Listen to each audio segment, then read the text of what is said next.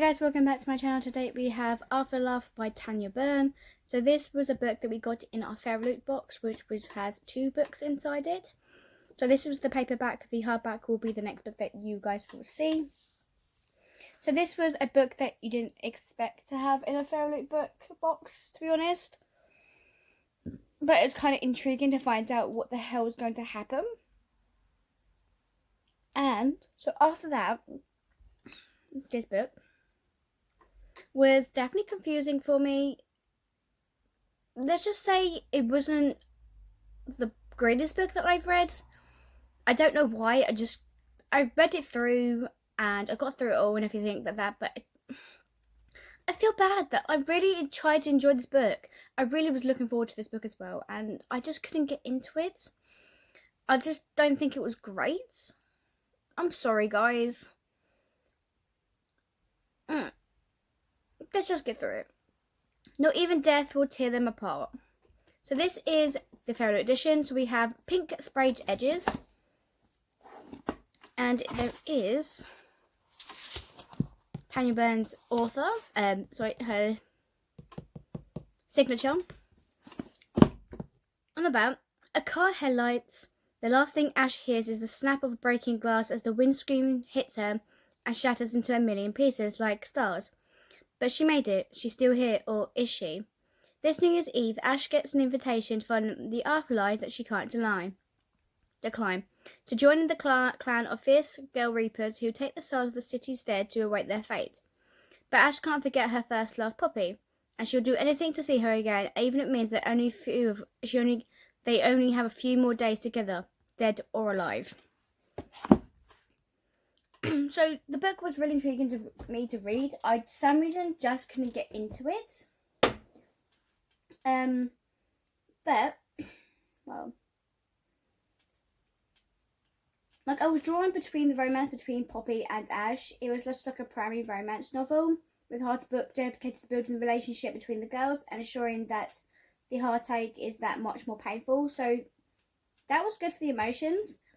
After I was truly stirred by the heart, and I dared anyone to try and resist its charm. Like that. Our main character Ash is the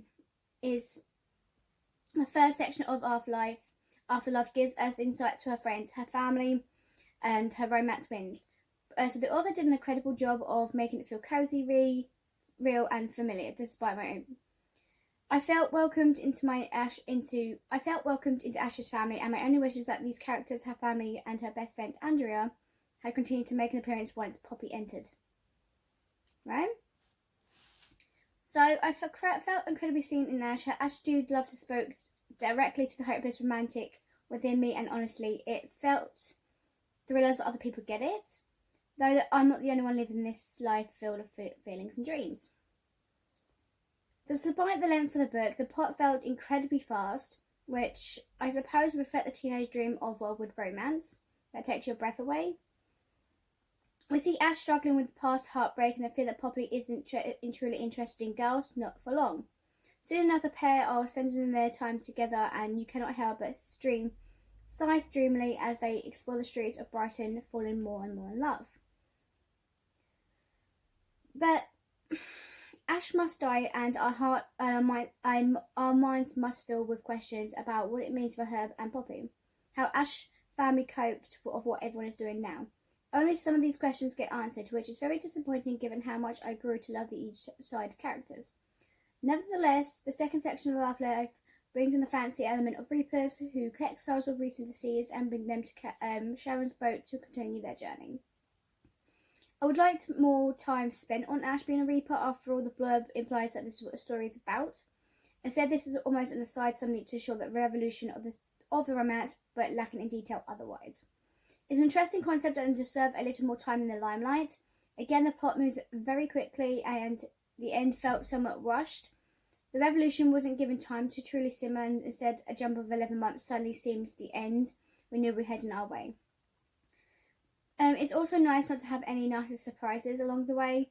So the author writing is flowery and perhaps a little excessive for some, but yet only found that it spoke to me and reminded me of the way I enjoy writing. Lots of dramatic metaphors and romanticism.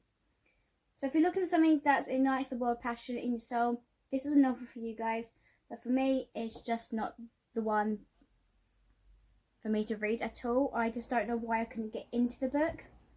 But then again, I do apologise, guys, for my honest review. I don't want anyone wanting to, well, excuse me. I don't want anyone to be like, oh, she hated it. She's against this, blah, blah.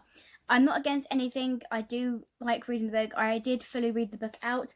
Sometimes if there's not a book that I like, I wouldn't read through it all. I read through all of it, and I did enjoy some of the books, some of the chapters, but I just don't know why I couldn't get into the book or the rest of it. So again, I do apologise for my review, guys, but then again, what can I say? Everyone can love or hate it. But I didn't hate it as well. I just, well, I don't know. Anyway, guys, thank you for watching, and I will see you guys next time for the next review. Bye-bye.